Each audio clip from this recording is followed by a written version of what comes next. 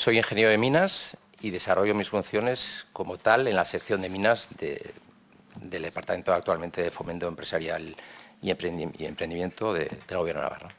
¿Cuántos años lleva en ese puesto? Redondeando, 13 años. 13 años. Explíquenos cuál es el proceso que debe de seguir una empresa, en este caso una empresa constructora, cuando quiere utilizar explosivos para desarrollar su labor. O sea, la intervención de la sección de minas en el uso de explosivos, ya sea en el ámbito civil, como es el caso de un túnel, o en el ámbito minero, pues está regulado por el Reglamento General de Normas Básicas de Seguridad Minera y las instrucciones técnicas complementarias que lo desarrollan. Entonces, en el caso de una obra civil, como puede ser un túnel o una carretera, o un desmonte de una carretera, que también es bastante habitual, normalmente a nosotros nos llega un proyecto de voladuras, generalmente es un proyecto de voladuras tipo, que los contratistas o los adjudicatarios de las obras presentan inicialmente a la delegación del Gobierno, porque establecimos que es un poco lo que se trata es una ventanilla única de entrada de la documentación para que haya una trazabilidad. Es decir, nosotros no recibimos directamente los proyectos porque, como creo que expuso ayer bien el Ignacio Irujo, el director del servicio del área de Industria y Energía de la delegación del Gobierno, la competencia en la autorización de los suministros y abastecimiento de explosivo es del Estado. Entonces, son las delegaciones del Gobierno las que tienen que dar. Pero para que ellos puedan dar esas autorizaciones o esos suministros de explosivos, tienen que estar normalmente, y digo normalmente, luego lo explicaré, respaldados por un proyecto de voladuras que soporte dicho consumo.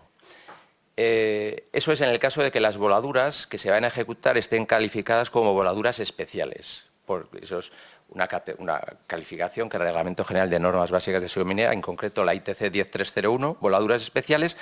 Hay una clasificación de tipos de voladuras que requieren proyectos de voladuras. Y luego hay otros consumos de explosivos menores, que podemos comentar luego, como puede ser, que ocurrió también en el caso del túnel de Velate, los estudios de vibraciones, que requieren unas cantidades tan pequeñas que eso no se consideran voladuras especiales y entonces ahí no hay unos proyectos. Vale. Entonces, volviendo a su pregunta, el proyecto de voladuras se presenta a delegación de Gobierno porque lo que realmente requieren es un suministro explosivo. Entonces, presentan el proyecto para tener una autorización de abastecimiento. Entonces, la delegación del Gobierno nos remite el proyecto para que nosotros lo estudiemos y, en su caso, lo aprobemos. Y una vez con nuestra aprobación, que por supuesto se le comunica a la delegación del Gobierno, con nuestra aprobación ellos ya pueden soportar sus resoluciones de abastecimiento de explosivo. O sea, si no entiendo mal, nadie puede utilizar explosivos en esos casos especiales en los que usted ha dicho son pequeñas cantidades, como el estudio de vibraciones, que tenemos aquí la referencia, donde hay 4 voladuras que se hacen un día determinado. Pero a nivel normal nadie puede utilizar explosivos sin el permiso de la delegación del Gobierno. Es imposible. Bueno, una empresa, por ejemplo, quiere demoler pues, unas rocas para despejar un terreno por el que va a pasar una carretera. Cualquier cantidad de explosivo, pequeña o grande, tiene que tener una autorización, porque si no, no va a tener nunca la posibilidad de abastecerse de ese explosivo. O sea, con la autorización expresa del departamento no lo puede hacer, solamente en el caso... No. Nosotros, efectivamente, vamos a ver, yo no sé si se ha dado alguna vez, ni se podrá dar, que con una aprobación de un proyecto de voladuras por nuestra parte, pues, hombre, la delegación no diera el suministro. Es verdad que, como también explicó ayer el señor Irujo, ellos, delegación, no solamente tienen que pedir nuestra aprobación, digamos, nuestro informe, que al final es una resolución de aprobación de un proyecto, que sí, quizás sea el informe más importante que requieren, pero también tienen ellos que tienen otros tipos de consultas, como consultan a la Guardia Civil por temas de seguridad ciudadana, y es verdad que luego las empresas que tienen que ejecutar esos trabajos tienen que tener una serie de autorizaciones que están en su ámbito de competencia, de la delegación del Gobierno, ¿no? Pero bueno, la cantidad pequeña o grande siempre tiene que tener una autorización, porque al final los explosivos vienen de los depósitos de suministro de explosivos, son depósitos comerciales que que solamente para poder acceder a tener esos suministros tienen que tener unas autorizaciones, unas que tienen que venir avaladas, pues en este caso, en cualquiera, por la delegación del Gobierno. He hecho esta pequeña introducción porque, repasando toda la documentación que nos han enviado desde el Departamento de Industria, tengo que darles las gracias y decir que perfectamente ordenada y clasificada, yo la tengo aquí. Hay dos lagunas que no constan en ese informe que nos manda la delegación del Gobierno y que ayer se lo volví a repetir al señor Irujo, si tuvo ocasión de ver la comparecencia. ¿Cómo no? Sabrá a qué me refiero, ¿no? Hay un informe sencillo que acaba con 4 fechas ordenadas en el que termina con el permiso, la autorización para usar explosivos en febrero de este año 2025, cuando, según las respuestas que a nosotros nos ha dado el Gobierno de Navarra a distintas preguntas, ya se habían utilizado en la obra bastantes kilos de explosivos. En concreto, en el espacio, en el tiempo que se corta la carretera, se corta el túnel antiguo, entre el 19 de agosto y el 31 de octubre, nos dice el Departamento de Cohesión Territorial que había habido 4 más una voladura ya en la parte exterior del túnel. ¿Cómo es posible eso? O sea, yo seguí ayer la comparecencia, como otras, y yo creo que ayer se enzarzaron, yo creo que hablan de cosas distintas, es decir, esta obra ha tenido varios trámites, o sea, distintos trámites. Por una parte está quizás el que nos ha llevado aquí, que es el propio túnel, que tiene su proyecto de sostenimiento y su proyecto específico de voladuras de interior, pero también la obra contempla, unos desmontes previos a la boca sur del túnel que también se van a ejecutar con explosivos. Entonces, yo siguiendo ayer, yo creo que estaban hablando, no se entendían porque efectivamente esas voladuras se realizaron porque estaban soportadas por la autorización de las voladuras de desmonte antes de la boca sur del túnel. Y entonces, esas son las voladuras, es decir, aquí hay, yo he tenido que analizar, por una parte, y cronológicamente, lo primero que nos llegó a nosotros fue el proyecto de voladuras tipo de los desmontes de exterior en la boca sur, que efectivamente lo presentó una empresa especializada en trabajos de voladura, pero correspondiente a la obra también de la UTE, porque realmente el promotor seguía, el proyecto de voladuras lo hizo una empresa de voladuras, pero siendo el promotor, o el titular de ese proyecto, la UTE. Entonces están las voladuras de exterior,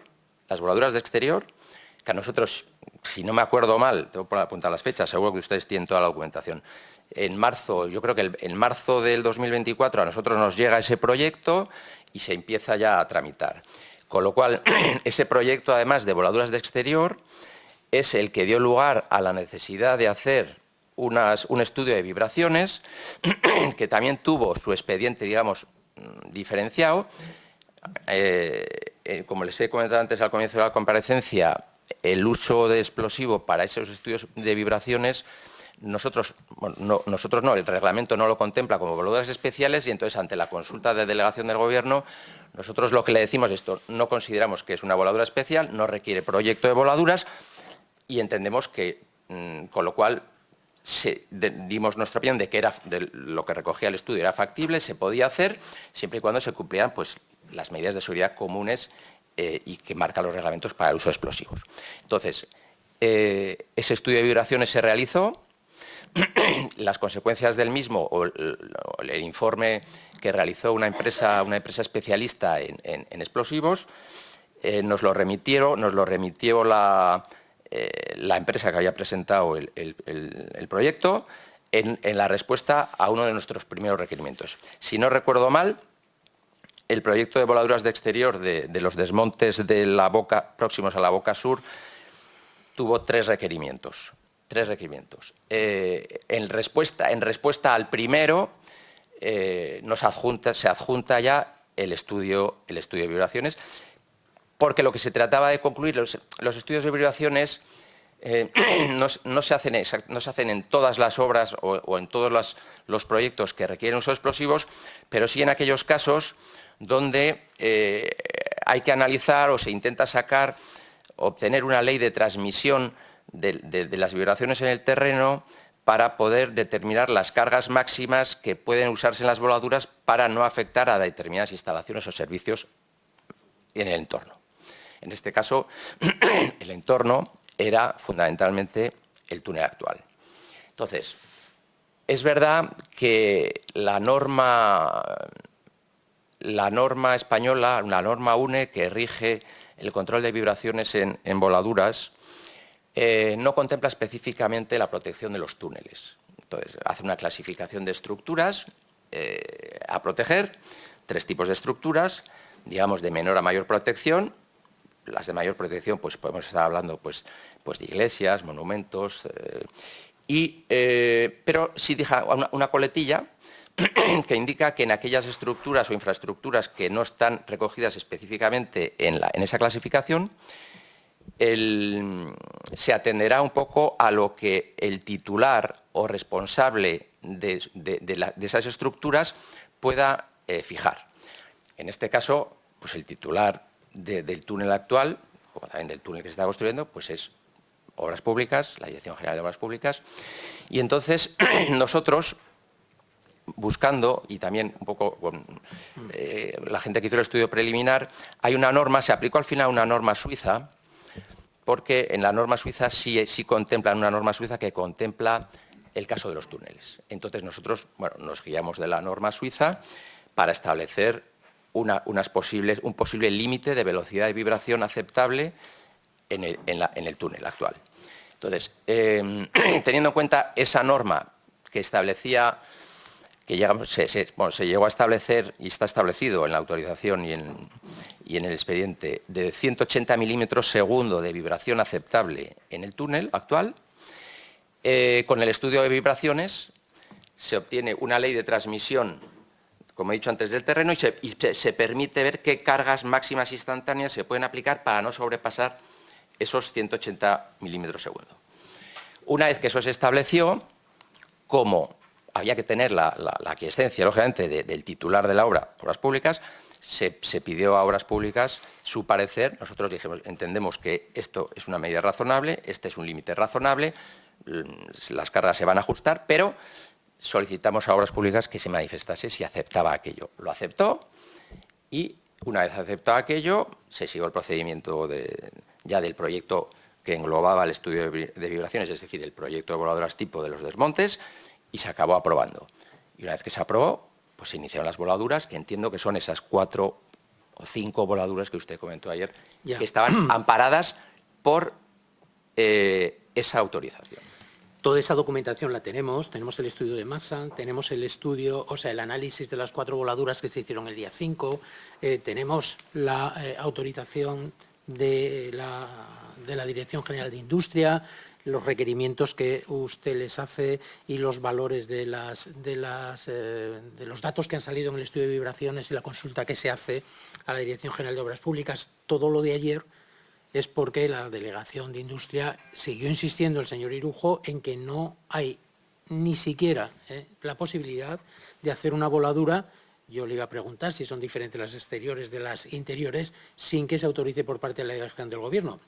Y nosotros ni hemos reclutado, ni hemos encontrado la autorización de esas voladuras iniciales, el proyecto que ustedes dicen que les presenta la Delegación del Gobierno el día 18 de marzo, ni por supuesto la autorización de la Delegación del Gobierno sobre explosivos para las voladuras exteriores a las que usted se refiere. Entonces, se puede hacer, pues, una utilización de explosivos sin que la Delegación del Gobierno autorice su uso. No. Vamos a ver, yo creo que, estoy convencido y seguro que una vez que nosotros aprobamos, no me cabe duda, una vez que nosotros aprobamos el proyecto de voladuras tipo de las voladuras de exterior, informamos de ello a Delegación de Gobierno y le reenviamos el proyecto finalmente aprobado, ellos emitieron con seguridad una resolución autorizando un consumo de explosivos por las cantidades que vendrían establecidas en el proyecto. O sea,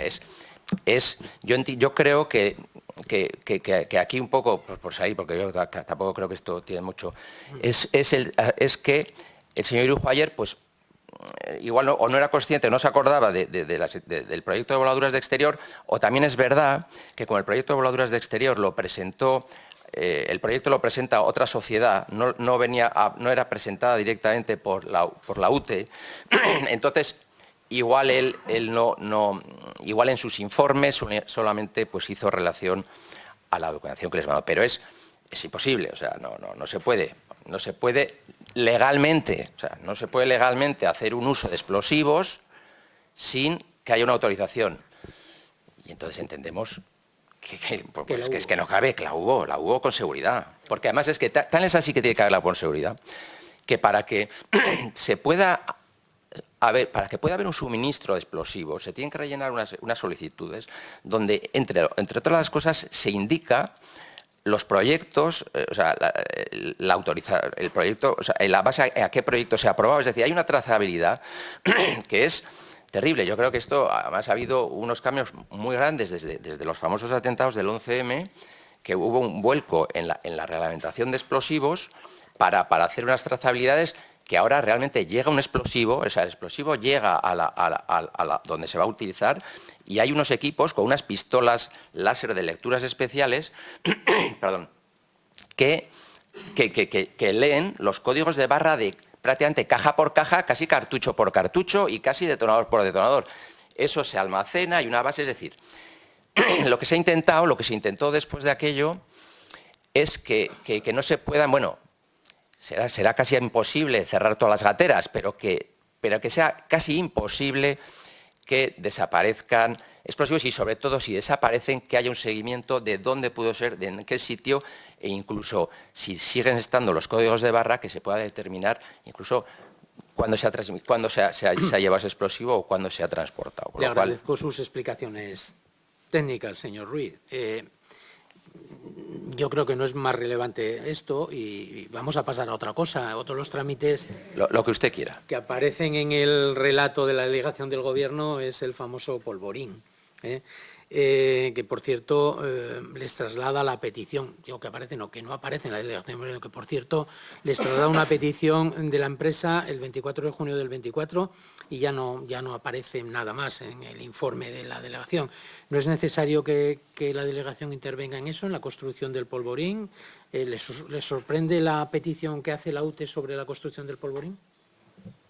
Vamos a ver, voy a intentar, no sé si le he entendido muy bien la pregunta, pero si no le respondo, vuelvo a preguntármela. Sí, se lo aclaro porque en la propuesta inicial de la UTE existía un famoso gel.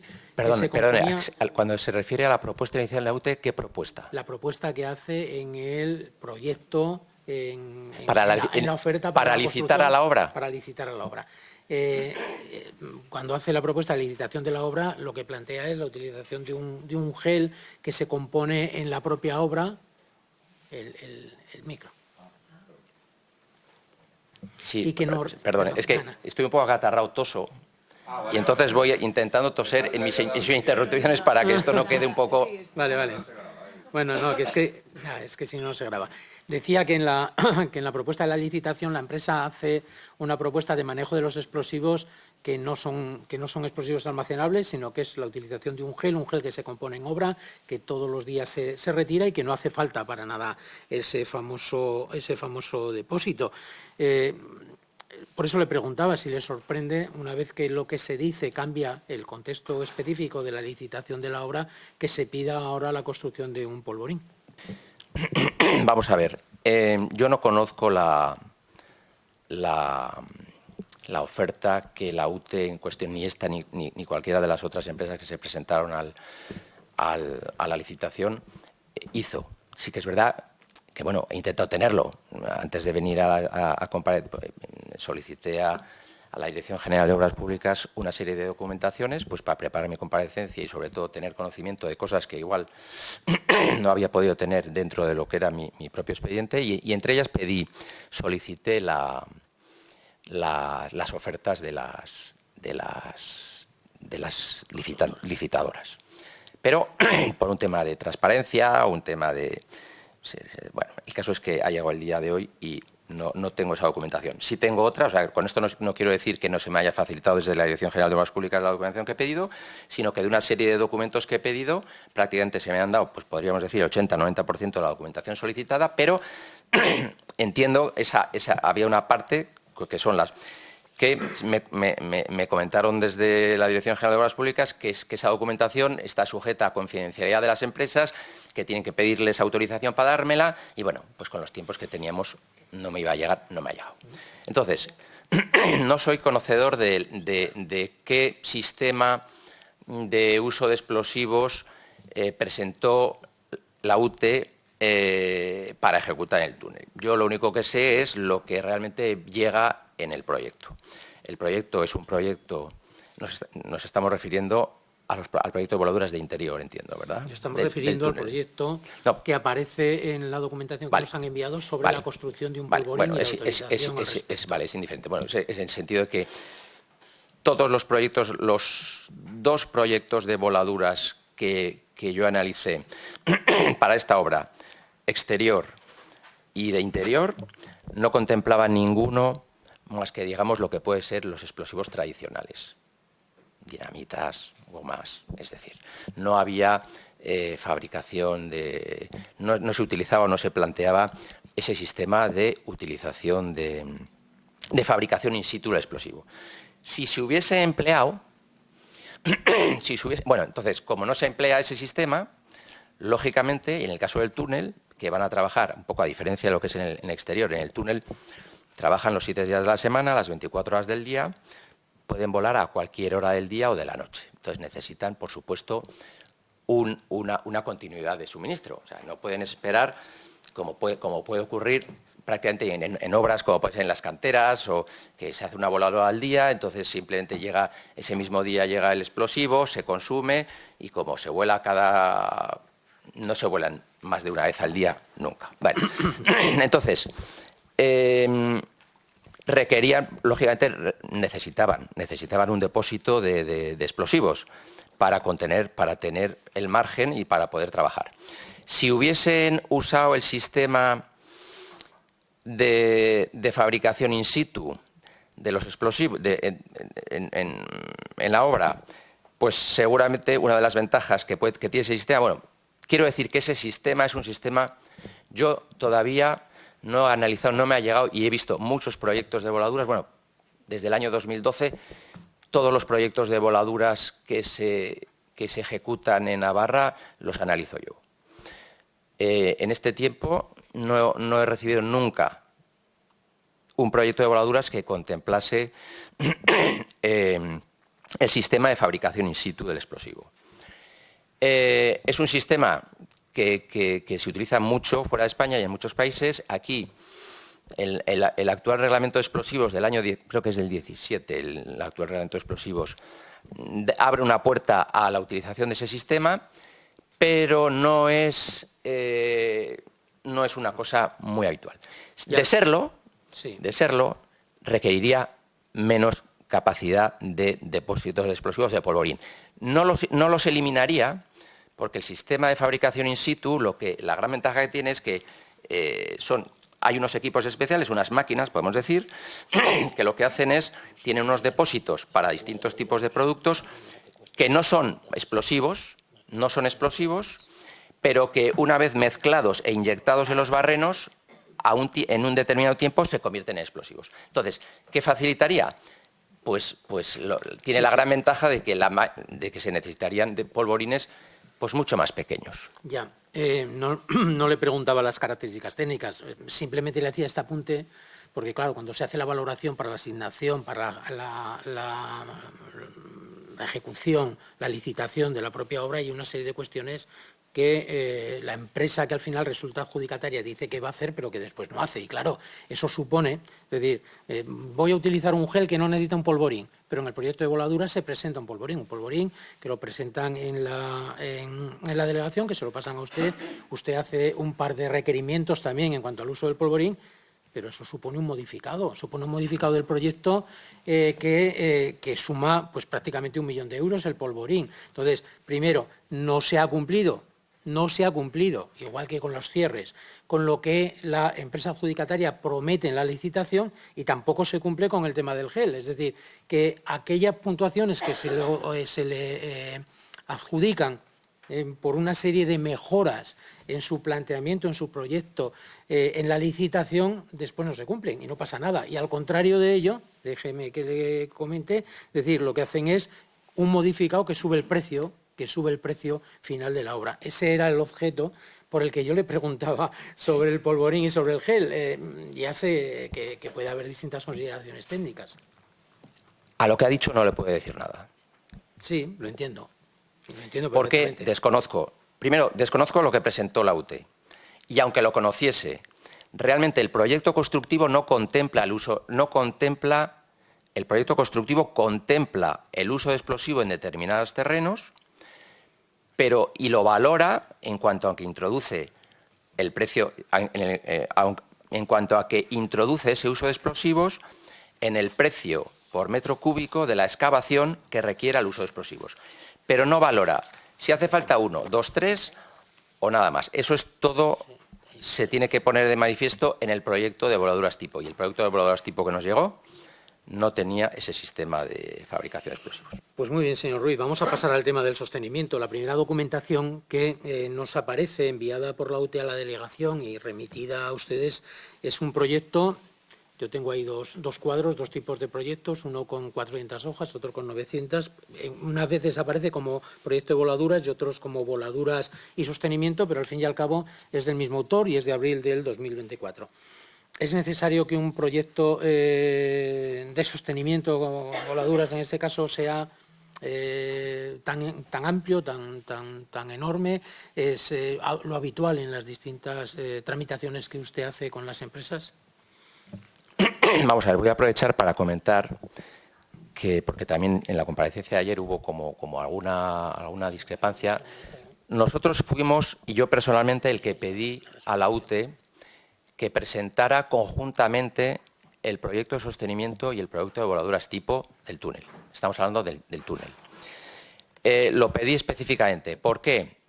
Porque son 2 proyectos que, aunque son diferentes y tienen tramitaciones diferentes en cuanto a que al final habrá 2 resoluciones distintas, una resolución que aprobará el sostenimiento y otra resolución que aprobará el proyecto de voladuras tipo, las voladuras no se pueden hacer de una manera independiente a lo que está contenido en el proyecto de sostenimiento. Es decir, podemos decir que el proyecto de voladuras tipo de un túnel está íntimamente ligado y deriva en cuanto al método de excavación del proyecto de sostenimiento. Entonces, nosotros solicitamos a la UTE, bueno, yo, que lo presenta conjuntamente.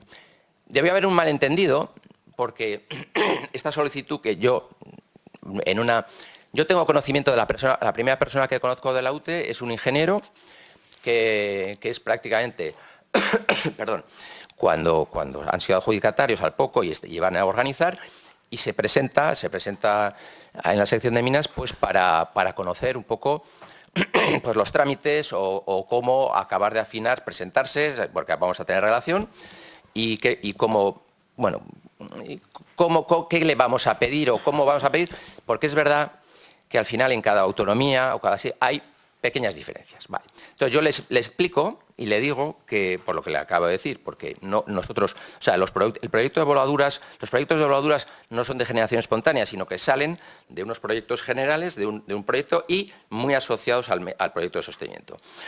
Entonces les dije que presentaran conjuntamente los 2 proyectos. ¿Qué ocurrió? Pues que no lo hicieron así. Presentaron independientemente el proyecto de voladuras y yo les dije que no presentarlo conjuntamente con el de sostenimiento.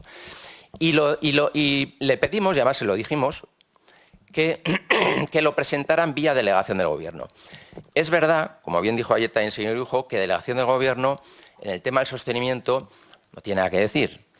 Pero como el proyecto de voladuras está íntimamente ligado al proyecto de sostenimiento, pues por una cuestión de ventanilla única, por así decir, le dijimos al adjudicatario de la UTE, preséntalo todo por la delegación de Gobierno, nos llegará, nosotros analizaremos los dos y luego, cuando acabe la tramitación, le responderemos a delegación de Gobierno en su ámbito de competencia, que es explosivo, no sostenimiento. Bien, eso quería hacer esa matización. Bien. En cuanto al tamaño que me ha dicho, Sí. pues el tamaño depende de la obra. Es decir, al final dése cuenta que el proyecto de sostenimiento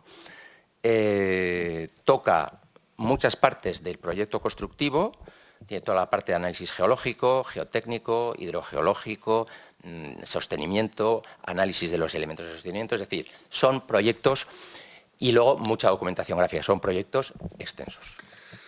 Bien, a pesar de la comunicación, que me parece totalmente adecuada, la extensión del proyecto, las indicaciones que usted les da, hace un requerimiento a ese primer proyecto nada menos que de 23 puntos, 23 creo que son, lo tengo ahí. ¿Estaba tan poco acertado? Bueno, ¿qué es lo que hace que se le indiquen tantas cuestiones a ese proyecto? ¿Qué le pasa a ese proyecto? ¿Estaba tan mal? ¿Qué contenía? Vamos, bueno, voy a tratar de explicarlo. Primero, los 23 puntos no es solamente a un proyecto. Los 23 puntos son a los dos proyectos. Es decir, así como yo le solicité a la UTE que presentase los dos proyectos conjuntamente, nuestro primer requerimiento del 11 de junio era también conjunto, pero dividido en dos. Dividimos proyecto de sostenimiento, que podría tener, bueno, que tiene, pues no sé cuántos puntos, vamos a ver. Vamos a ver. Pues el proyecto tenía 11 puntos, el proyecto de sostenimiento tenía 11 puntos y el de voladuras el resto hasta ya los 23 que usted ha dicho. ¿Es habitual presentar esto? Sí, es habitual. Es decir, generalmente, ¿por qué? Porque nosotros muchas cosas podemos entrar y si ustedes quieren o me preguntan, pues ya entraremos en los puntos que ustedes quieran saber del requerimiento.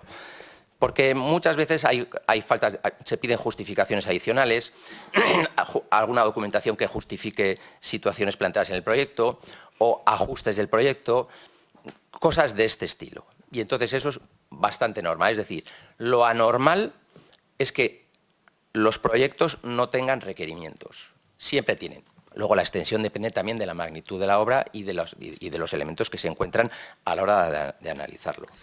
Ya, la UTE responde, es lo primero que nos aparece, un estudio preliminar, que ya empiezan ustedes a decir que cambia el sentido del proyecto. Aquí estuvieron los redactores del proyecto original que nos dijeron que estaban absolutamente en desacuerdo con los cambios propuestos de ese estudio preliminar, porque luego ya, a pesar de que tienen contratado el seguimiento y el apoyo a la obra, ya no les mandan ni un papel. Es decir, como el estudio preliminar dice que...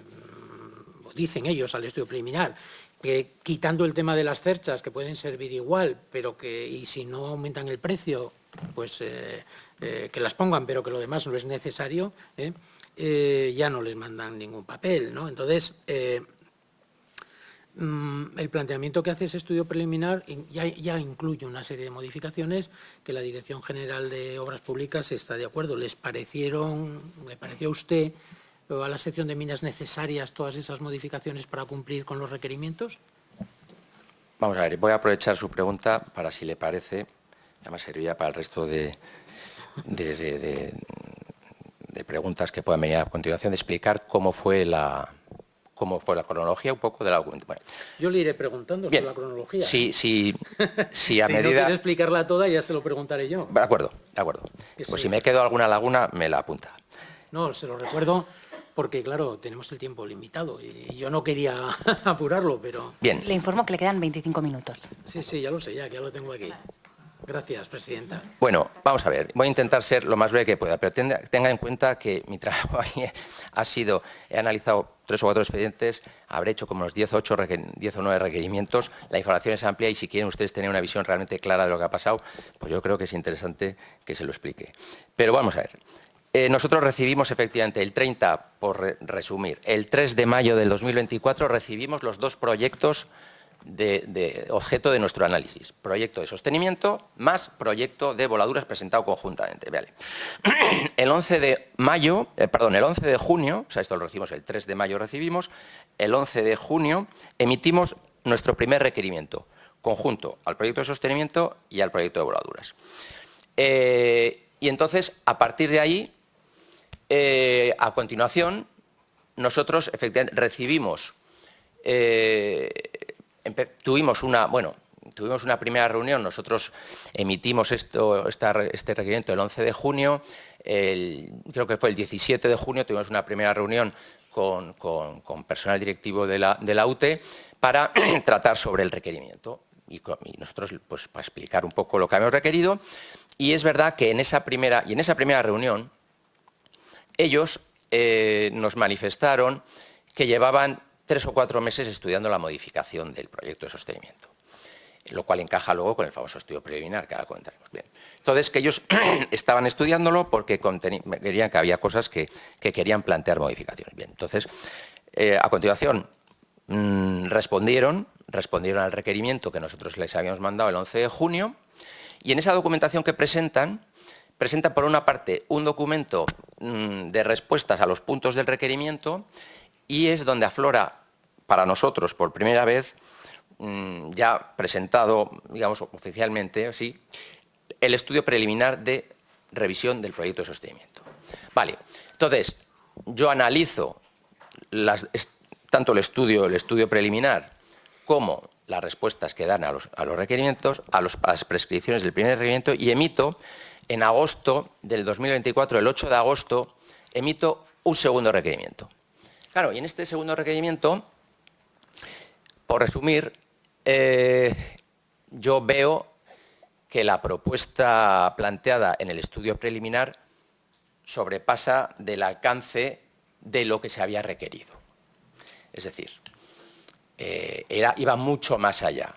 Suponía una serie de cambios al sostenimiento del proyecto constructivo que no habían sido puestos de manifiesto por nuestros requerimientos, por nuestras prescripciones, y ante lo cual, pues lo que no podía responder de otra forma es decir, vamos a ver, el proyecto no es del adjudicatario, no es de la UTE, es el proyecto de la Dirección General de Obras Públicas, tanto el proyecto como la obra. Luego, lógicamente, si tiene que haber un cambio de esta magnitud que sobrepasa a lo que nosotros habíamos requerido, pues para que nosotros pudiéramos dar una aprobación del mismo es que tiene que venir avalado por la aceptación del mismo o la conformidad de la Dirección General de Obras Públicas, cosa que creo que es bastante comprensible.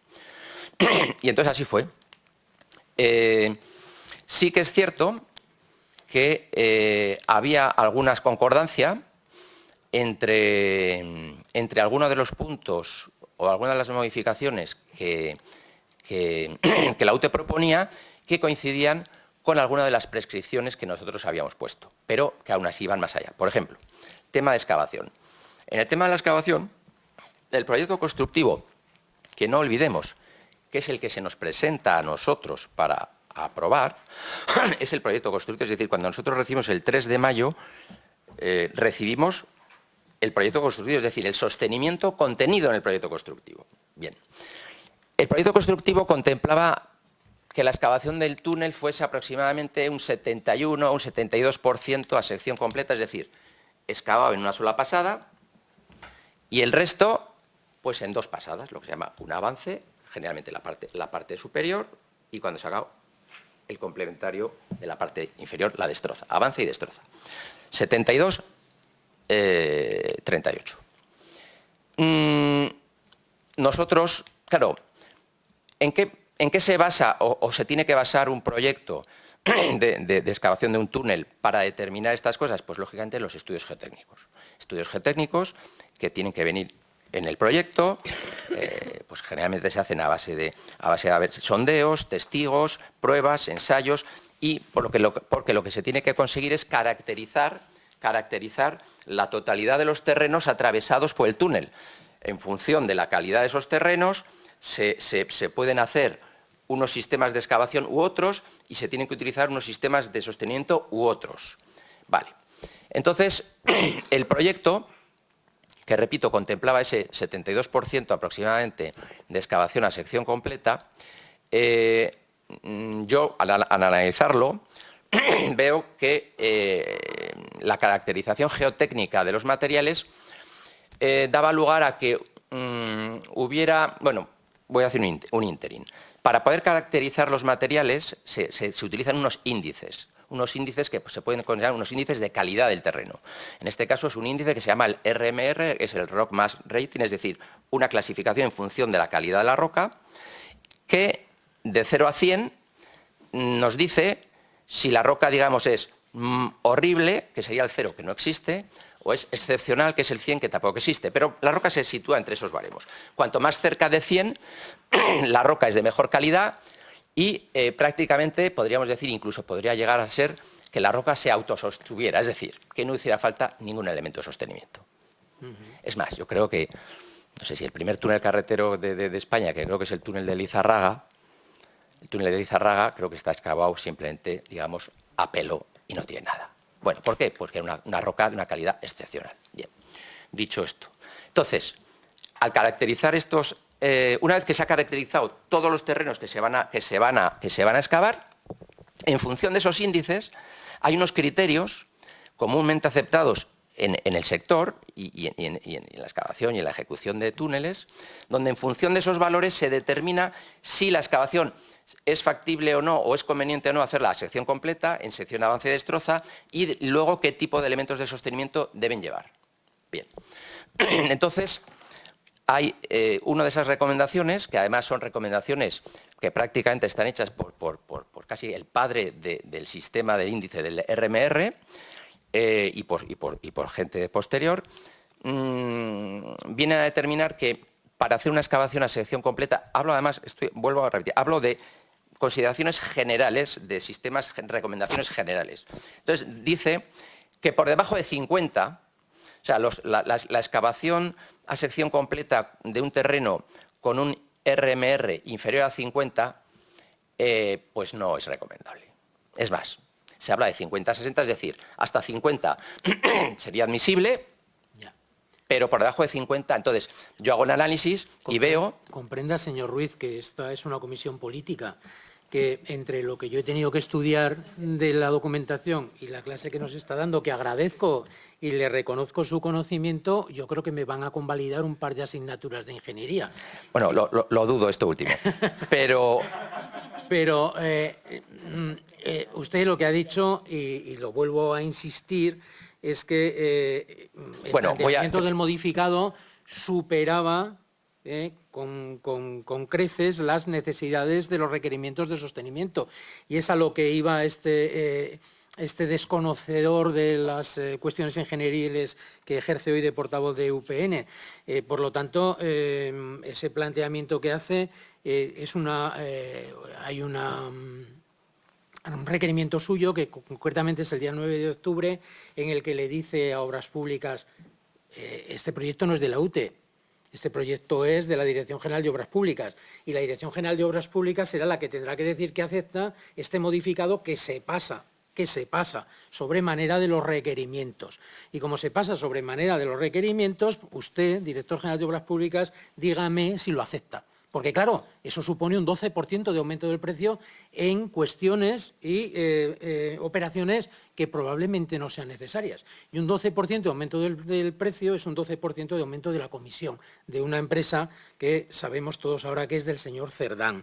Fíjese, el día 10 de octubre, usted lo dice el 9, el día 10 de octubre, lo vuelvo a repetir, hay una resolución, la 760-2024 del Director General de Obras Públicas, el señor López, en el que acepta absolutamente todos los planteamientos, no solo los del primer requerimiento que hemos estado y hemos iniciado a hablar, sino de los sucesivos proyectos que presenta la UTE, que modifican completamente el proyecto original hasta hacerle subir ese precio. ¿Cree que en un día se puede tomar esa decisión con una modificación tan importante que ni siquiera estaba ajustada a los requerimientos que les hacen ustedes?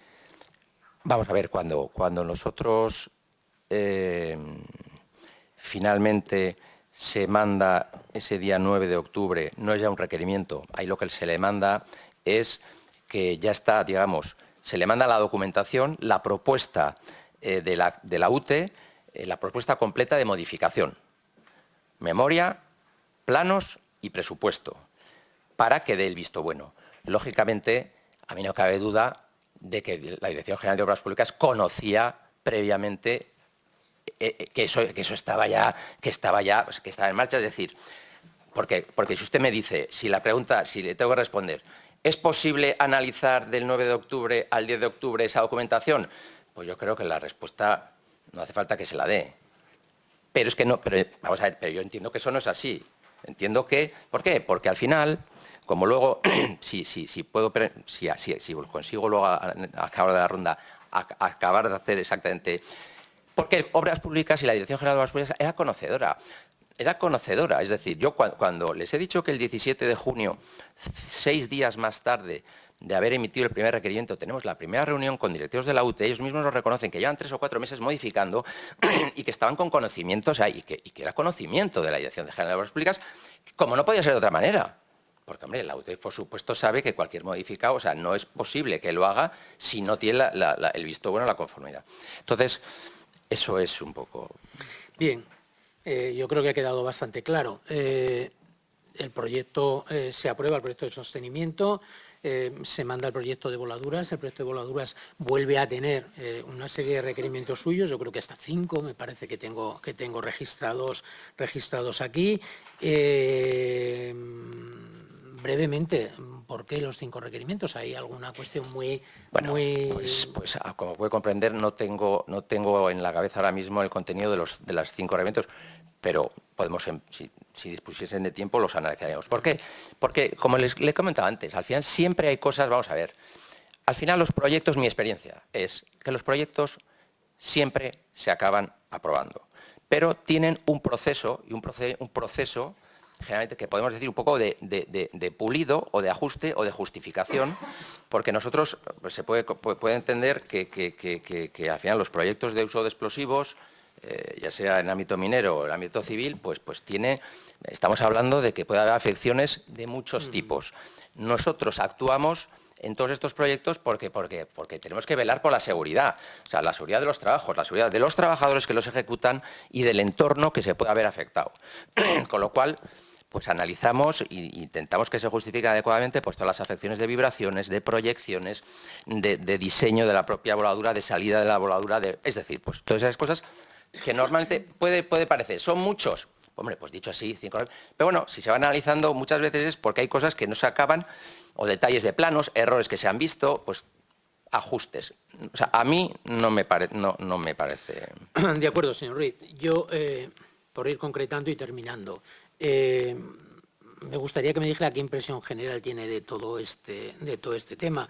¿Cree que la tramitación por parte de la Dirección General de Obras Públicas es correcta? Y se lo digo porque no sé si en otros expedientes, nada más empezar la obra, ya hay un modificado del proyecto original tan importante. ¿Suele ser habitual eso?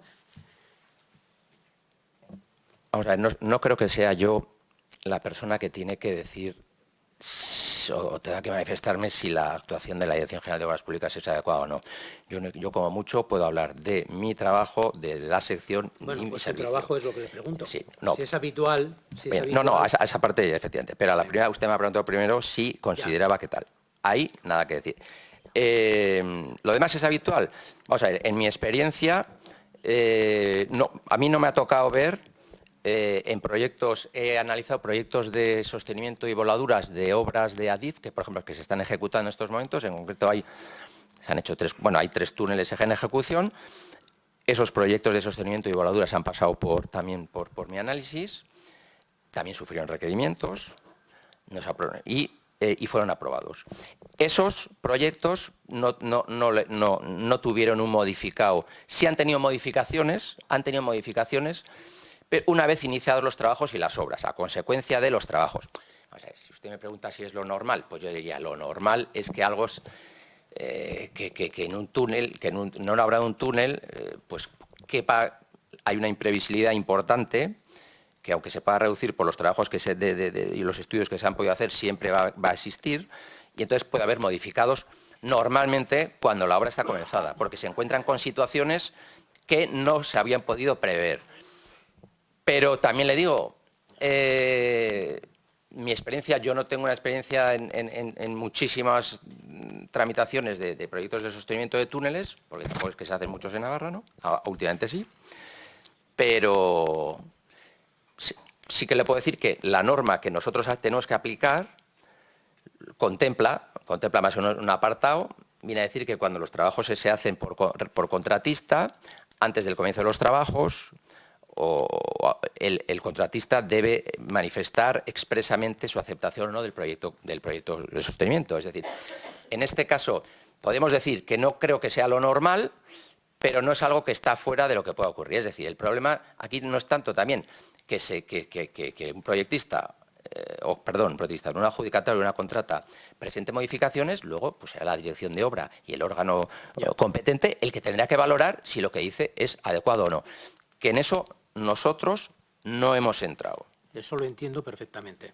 Lo que pasa es que lo que le estoy preguntando es que, bueno, si ha habido algún interés en imponer un modificado, si se podía haber gastado menos y haber cumplido, como ha dicho usted, los requerimientos sin hacer ese modificado tan importante. Si ese modificado que se hace prácticamente sin iniciar la obra es tiempo justo y momento de hacerlo y no, como bien dice usted, y es normal, que a lo largo del desarrollo de las obras vayan surgiendo circunstancias que exijan una modificación. Eso es lo que le preguntaba. Es decir, ¿se podía concretamente haber cumplido los requerimientos, haber hecho el proyecto de sostenimiento sin un modificado tan importante? ¿Se podía haber cumplido sin gastar ese dinero? Vamos a ver. Nosotros no pedimos, desde la sección de minas no se pidió el modificado. Uno. Ni la sección de minas, y en concreto los requerimientos que yo elaboré en la sección de minas, no son el origen del modificado. Si no se hubiese presentado ese estudio preliminar y se hubiese seguido con la tramitación del proyecto o del sostenimiento del proyecto constructivo, se hubiese llegado a aprobar un proyecto de sostenimiento que contemplase básicamente lo que venía en el proyecto constructivo. Pero también le digo, nosotros, y cuando digo nosotros, la sección de minas tramita los proyectos, la documentación que nos llega.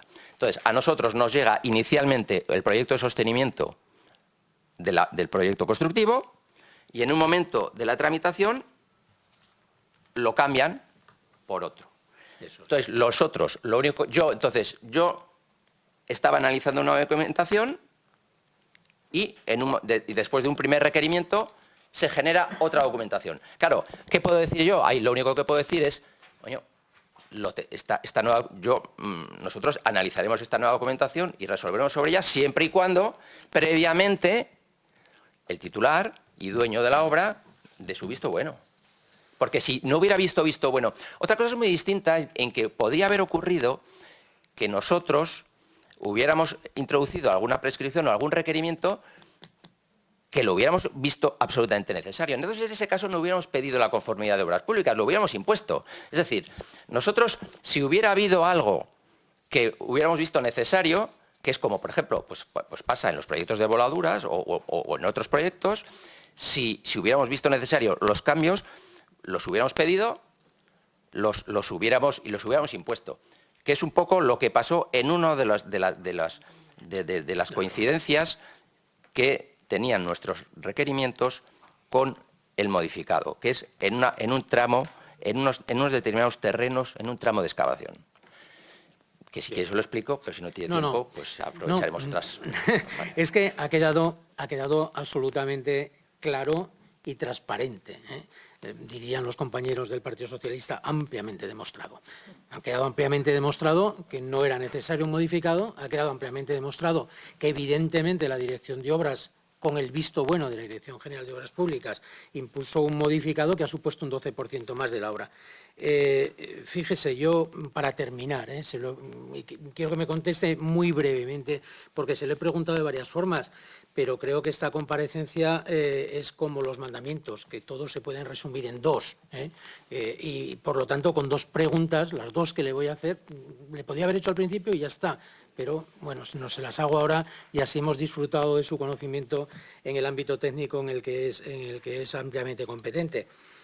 La primera pregunta se refiere a una cuestión que el consejero Chivite dijo cuando salió el tema del modificado, que el modificado era causado por las exigencias de la delegación para autorizar el uso de explosivos.